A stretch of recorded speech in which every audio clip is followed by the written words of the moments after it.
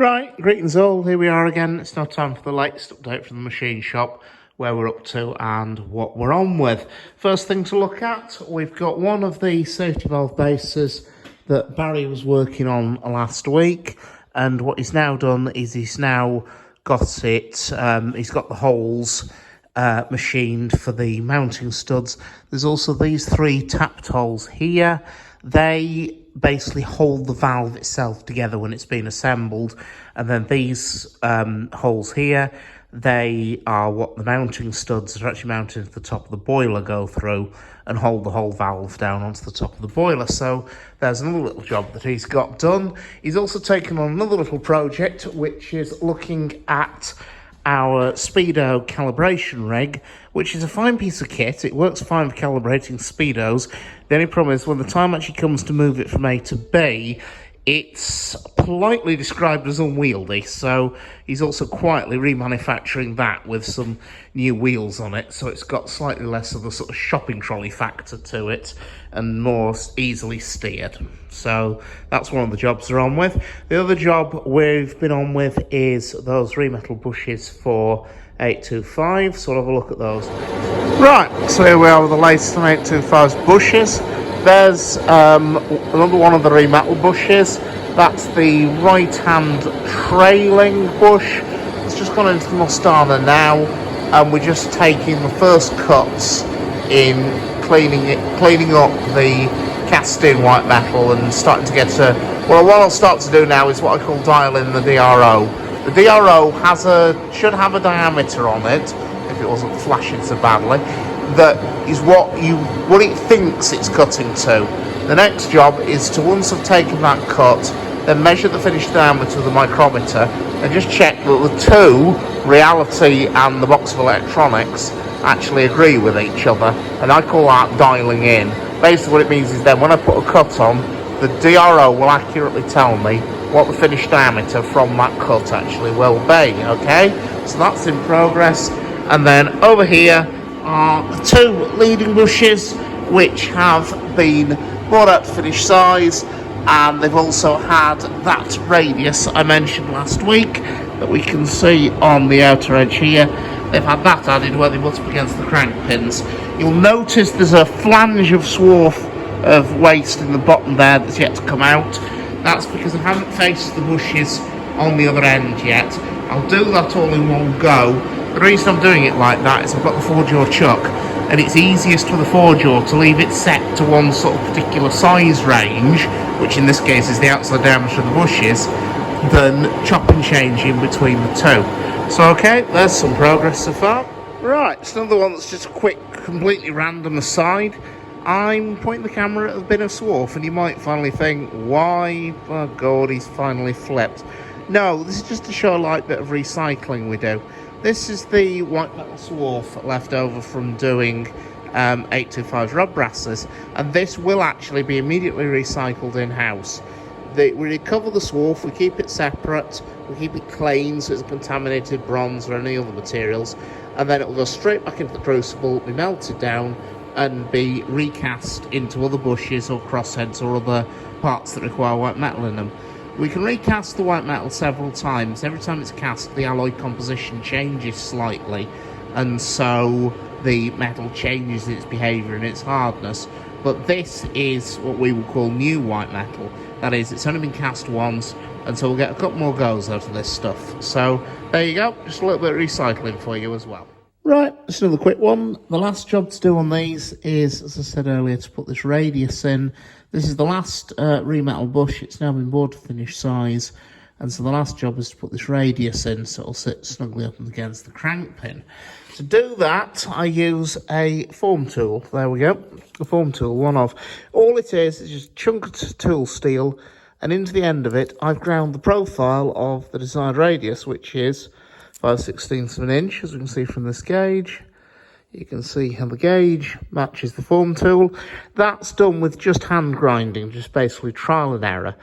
Mark it, grind it, tweak it, play with it, and eventually get something that fits. And so then all I've got to do is just offer that tool up to that.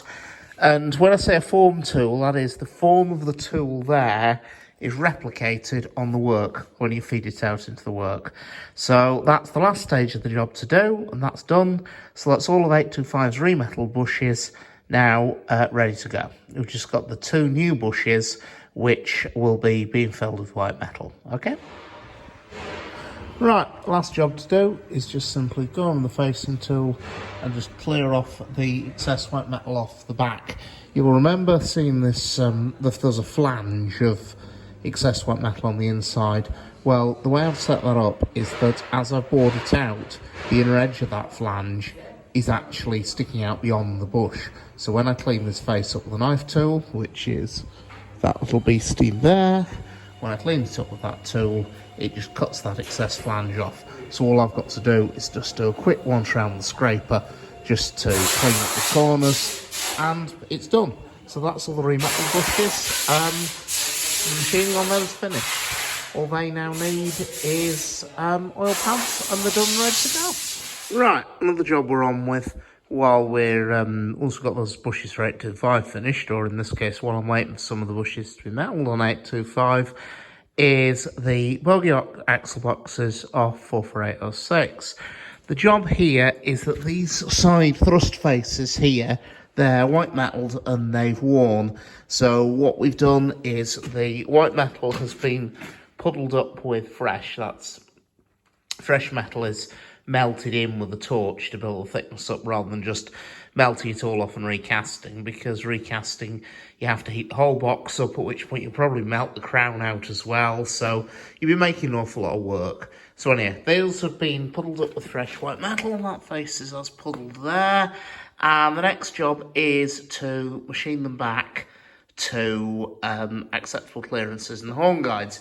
Now, we're doing that on the horizontal borer, which we've currently got set up as in its sort of large milling machine configuration. However, you'll notice I'm not actually cutting here.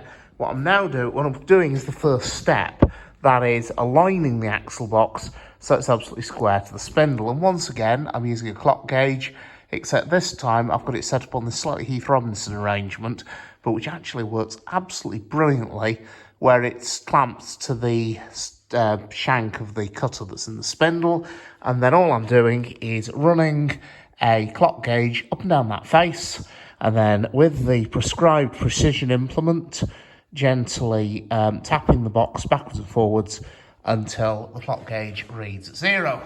And if I now start to move it, I'm moving the table via this, well, I jokingly call it as the rapid feed. It's a very high-tech system. It's basically a large crank handle that goes onto the lead screw that moves the table. And if I wind that, this table is moving backwards and forwards. And we will see some evidence. You'll see that clock isn't moving much. In a moment, we should see some evidence that the clock is actually registering, because I have discovered there's a little teeny tiny divot. There we go. See that needle twitching ever so slightly? There is a small divot in the white metal in this region, and the clock, there you go. See it just twitch? That to me shows that the clock is actually doing its stuff, but you can see as it just dipped in towards the end as well. So, but basically, provided that needle doesn't move, when I traverse it the full width of the axle box, I know that that face is then square to the spindle. Now that face is one that has been machined a long time ago and doesn't need any building up. The face on the other side has been puddled.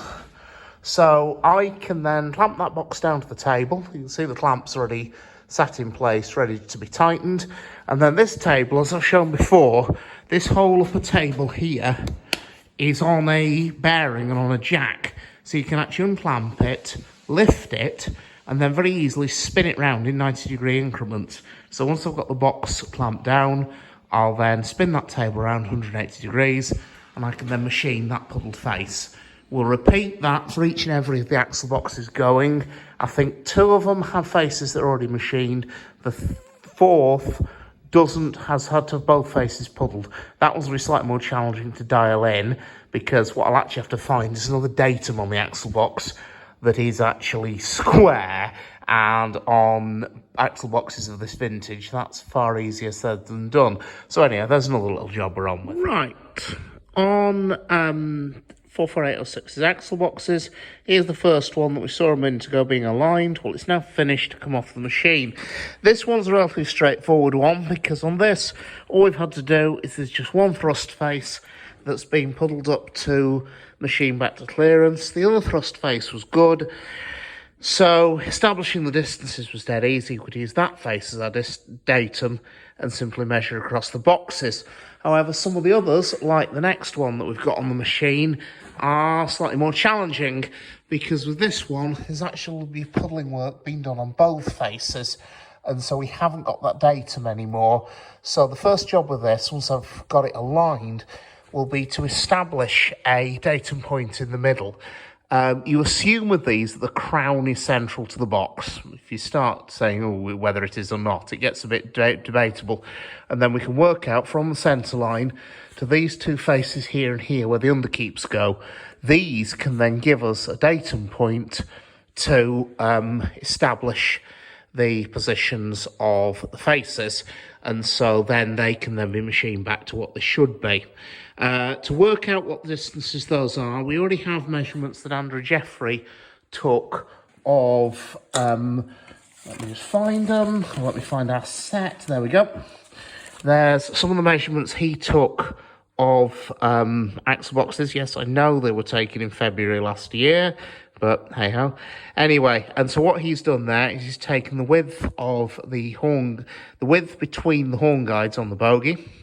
We then add the clearance into then according to LMA limits and fits, which is between 5 to 10 thou, and then that's the distance that we machine, that's the width that we then machine the axle box to, so it's a good fit in the horns. So that's how we actually work out the numbers we're working to. And then, we don't see that, and then the next job will be to set that up and machine, which will probably be happening after Easter now because we're coming up to the Easter bank holiday. So anyway, folks, I hope you have a good Easter. I hope you get a couple of days off, enjoy yourselves. And as always, I hope you found it educational, informative. Now, take care, and I'll see you around.